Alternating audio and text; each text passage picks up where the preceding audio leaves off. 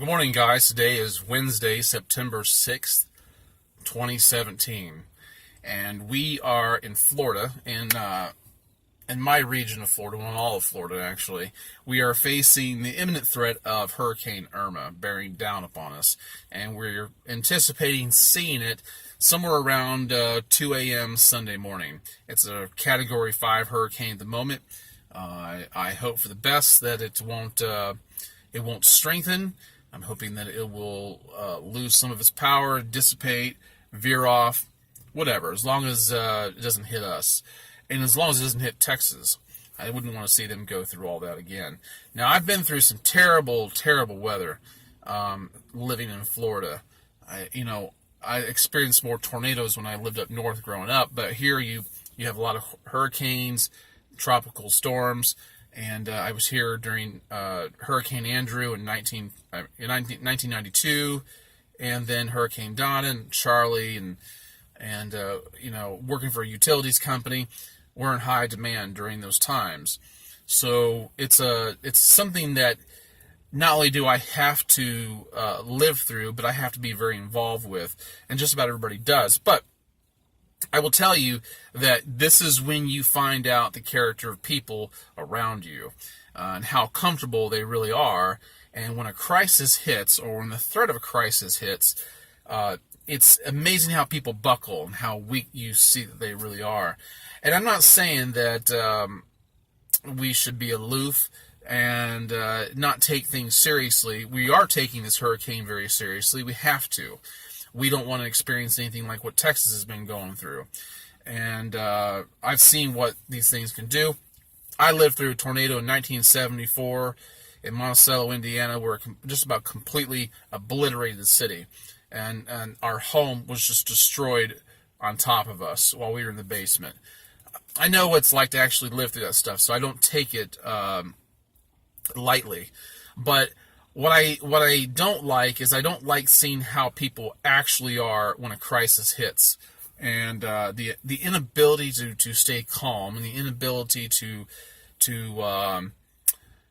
be generous, or to allow anybody a position in front of them. And I mean, like, when you go into stores, you go into a parking lot, it's incredible how people act. Well, anyway, so here's the thing.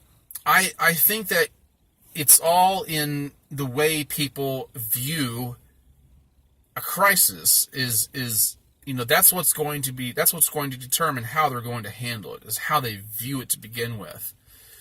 And when I've got a family to take care of, and so I'm concerned for their safety, like I am for my very own. And so going through this, it seems like it's a threat every year, but this is very real. This hurricane's bigger than any of the other ones that we've ever had so far. It's 400 miles. It's 400 miles wide, which is what the size of the state of Florida is. So as I am anticipating this, it reminded me of a story. Not really a story. It reminded me of a book I read a while back, and I'm trying to remember what it was called. But it was written by Sir Edmund Hillary. And I don't know if you know who Sir Edmund Hillary is, but he was the first person to reach the summit of Mount Everest. And if you look at pictures of him, he looks like an older Michael Phelps, the Olympic swimmer. I just realized that the other day. But anyway, I had read a book that he had written back in the 50s, I believe it was. And, in 1951, he left New Zealand, because that's where he's from. He's a New Zealand explorer and adventurer. And he left New Zealand with a group of men to explore the possibility of ascending Mount Everest, to be the first to ascend Mount Everest. And so this was mountain climbing is a very treacherous undertaking to begin with. And Everest has claimed many lives since 1921, and still does. But he was always up to a challenge. And so he took a group of men to Mount Everest, and he agreed to meet up with a man that he had read many stories about. He's a veteran Himalayan mountaineer named Eric Shipton.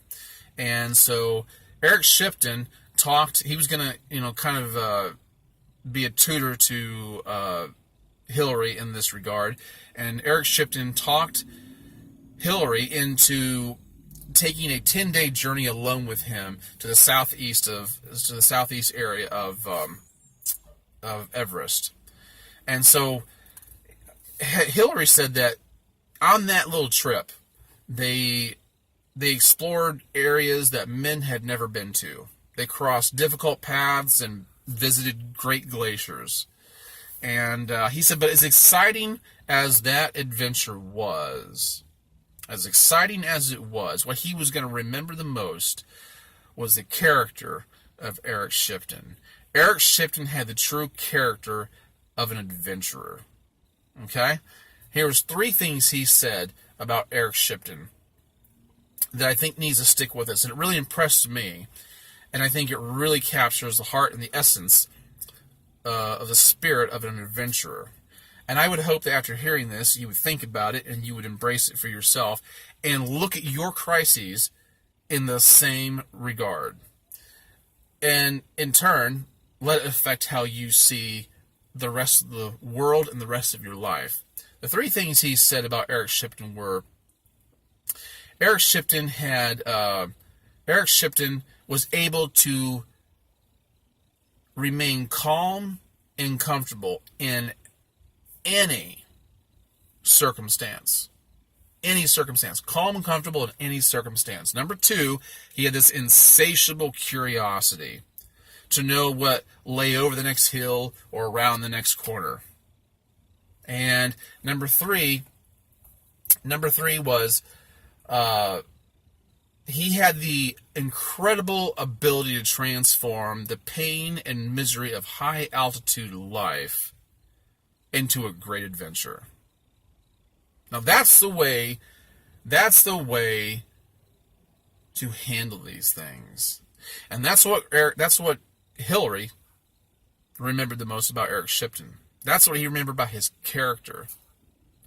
Now, I'll tell you what, if you really think about what I just told you, here's the remarkable thing about all of it. Sir Edmund Hillary is revered as being this great adventurer. And this is what impressed him. That's what's amazing. What impresses the people that impress us? What impresses them? And that's what really stuck with Hillary. And you stop and think about the ability to stay calm and comfortable, not just calm, but calm and comfortable in any circumstance. That is a man who can keep a level head, who can stop and observe everything going on around him, and he's willing to accept the inevitable and make it his own. He makes it his own. He can find a way. He can find a way to do it. This is a discipline. This is a great discipline to cultivate in your own life, is the ability to stay calm and comfortable in any circumstance. And you say, that's a pretty tall order. You don't know what I've been through. You're right, I don't know what you've been through. I know what I've been through, and I can guarantee you that a lot of my life stories are probably akin to yours. And I can tell you that that there are men out there who have experienced far greater perils than what you and I have ever gone through, and they view them as adventures. But this is where Eric Shipton started. And he had this insatiable curiosity to know what lay over the next hill or around the next corner. What I like about this is that curiosity, if you make it your point, can actually go a long ways in replacing the fear that you have in facing something. Okay? When you are coming up against a challenge, whether it's going out into the wilderness or whether you're going to get up and speak in front of a group of people, and I've done these things, and I know what it is. I actually, when I say speaking in front of a group of people, that is a great adventure. But it's also one of the biggest fears people have. A lot of people fear that more than they fear dying, believe it or not.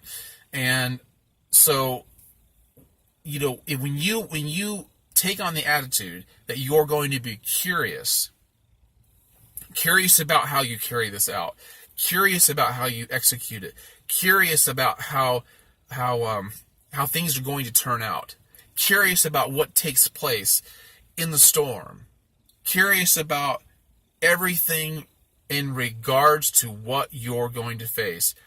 When you take on that attitude, and I challenge you to do that, it will replace a lot of your fear. I'm not saying it will eliminate it.